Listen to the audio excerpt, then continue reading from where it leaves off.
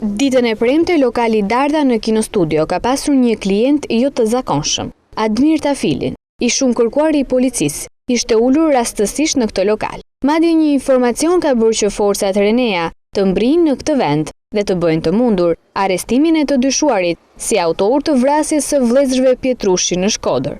Forcat speciale Renea kanë ardhur nga kjo zonë këtu, duke mbritur pikërisht në këtë karrige në tavolinën e lokalit Darda në Kinostudio, ku në këtë karrige ku unë jam ulur, ndodhej Admir Tafili, i cili kishte porositur një kafe dhe një ujë, dhe është arrestuar dhe lokalizuar nga forcat Renea, duke bërë të mundur arrestimin e tij në vendin ku unë aktualisht ndodhem. Sipas policisë, ai nuk ka bërë asnjë rezistencë, por është arrestuar nga forcat speciale Renea dhe më pas është shoqëruar për në qelit e komisariatit. Ndërkohë, për qëndrimin e tij në këtë vend, flet për radio-televizionin Ora News, pronari lokalit Zev Bala. Ai tregon me detaje qëndrimin e Tafilit në këtë lokal, porosin, si dhe deri te arrestimi nga forcat speciale Renea të shumë kërkuarit.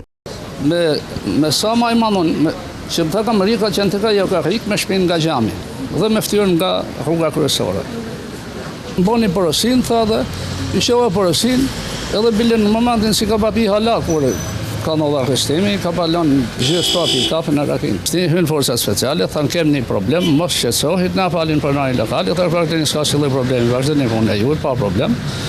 Ka të nëjë jo më shumë se 5 minuta kanë dalë, pa problem. Një dy mduket kanë arë ka kjo hugica lëvlishta pas drejtares, nërsa pjesa tjetër, rrëth 6-7 vetë kanë qenë, sa di unë kanë arë nga dera kryesore. Pa.